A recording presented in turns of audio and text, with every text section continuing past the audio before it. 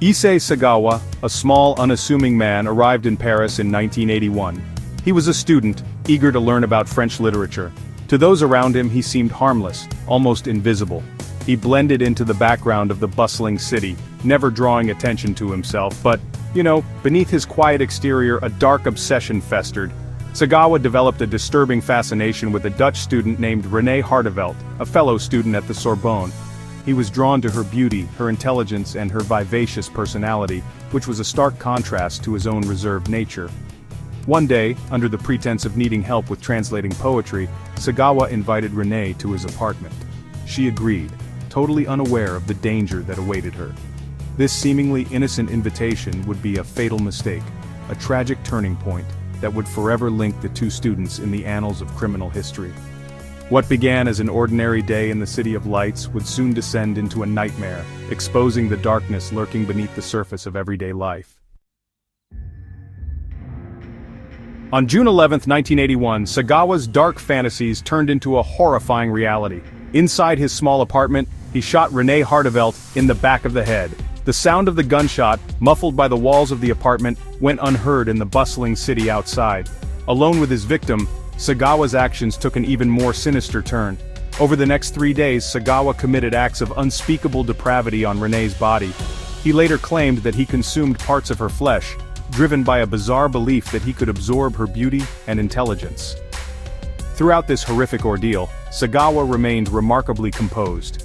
He moved through his apartment with an eerie calmness, his actions a chilling contradiction to the brutality of his crime. It was this unsettling composure that would ultimately aid in his capture. When Sagawa attempted to dispose of René's dismembered body in a suitcase, his suspicious behavior caught the attention of passers-by. They alerted the authorities, who quickly apprehended him. The gruesome discovery inside the suitcase shocked even the most hardened Parisian police officers.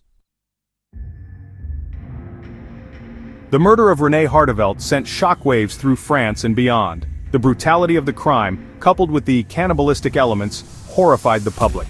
Sagawa was immediately arrested and charged with murder. However, his trial would take an unexpected turn. 2 court-appointed psychiatrists declared him legally insane, concluding that he was incapable of understanding the gravity of his actions. This controversial decision meant that Sagawa would not stand trial for murder. Instead of a prison sentence, he was confined to a mental institution. His incarceration would be short-lived. In a controversial move, French authorities decided to deport Sagawa back to Japan in 1985. The decision was made due to a legal loophole and a lack of communication between the French and Japanese justice systems. Upon his return to Japan, Sagawa was admitted to a psychiatric hospital.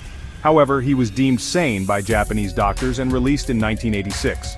Sagawa walked free, a man who had confessed to murder and cannibalism, never having faced a jury of his peers.